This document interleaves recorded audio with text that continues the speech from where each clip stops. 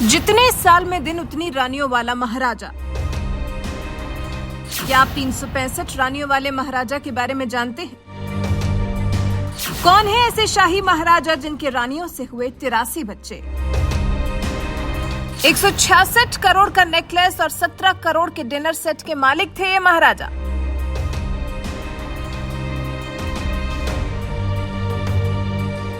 सोचिए, एक कोई राजा ऐसा जिसने एक नहीं, दो नहीं, तीन नहीं बल्कि साल के दिन जितने होते हैं उतनी शादियां की। जी हाँ, पूरे 365 दिन के लिए पूरी 365 रानियां। आप सोच रहे होंगे ऐसा कौन सा राजा हो सकता है भला जिसकी इतनी रानियां हो? और फिर बच्चों के बारे में सुन लेंगे तो आपके होश फाख्ता हो जाएंगे। ये महाराजा ऐसे हैं जो कि पंजाब के अमिट इतिहास से जुड़े हुए हैं। पटियाला के राजघराने की हम बात कर रहे हैं, जिनसे जुड़े राजा भूपेंद्र सिंह की शानो शौकत के चर्चे बहुत आम हैं। और राजा भूपेंद्र सिंह से जुड़े उनके किस्से सिर्फ भारत तक सीमित नहीं है, बल्कि दुनिया भर में महाराजा भूपेंद्र सिंह के राजशाही शौक के चर्चे होते थे।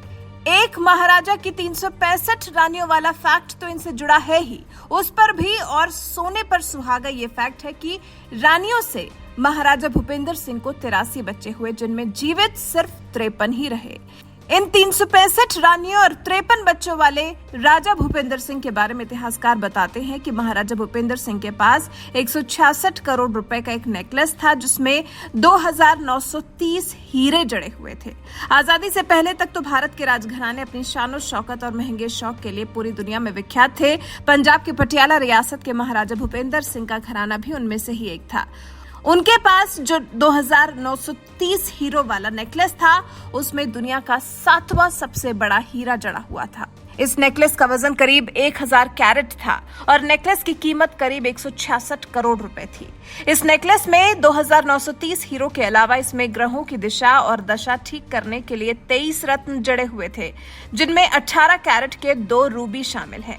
इतिहासकारों के मुताबिक पटियाला के महाराजा भूपेंद्र सिंह साल 1926 में आभूषण खरीदने के लिए पेरिस गए थे। वहां उन्होंने कीमती नग, हीरो और आभूषण से भरा संदूक पेरिस की ज्वेलरी बनाने वाली वर्ल्ड फेमस कंपनी कार्टियर को भेजा। उन्होंने कंपनी को एक अनूठा नेकलेस तैयार करने को कहा था।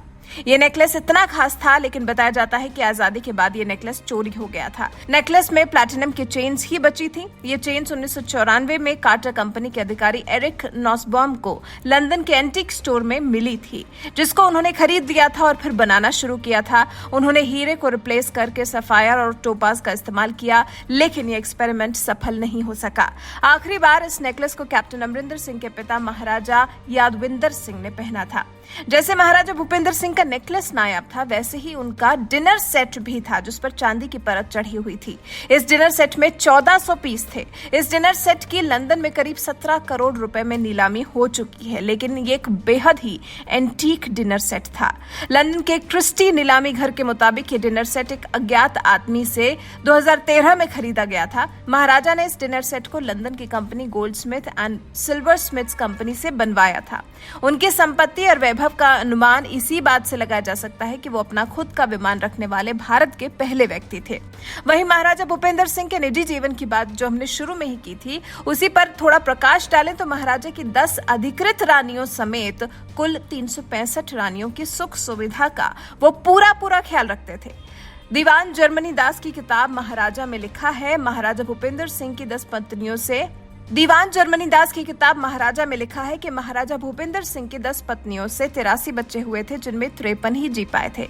हैरानी इस बात की होती है कि महाराजा कैसे अपनी सभी रानियों को खुश रख पाते थे, उन्हें संतुष्ट रख पाते थे। तो इसको लेकर इतिहास का एक किस्सा बहुत ही ज्यादा मशहूर है। कहा जाता है कि महाराजा पटियाला के महल में रोजाना 365 लालटेनें जलाई जाती थी, जिस पर उनकी 365 रानियों में से हर रानी का एक लालटेन पर नाम लिखा होता था। और जो लालटेन सबसे पहले सुबह बुझती थी, महाराजा उस लालटेन पर लिखे रानी के नाम को पढ़कर फिर वो रात उसी रानी के साथ गुजारते थे।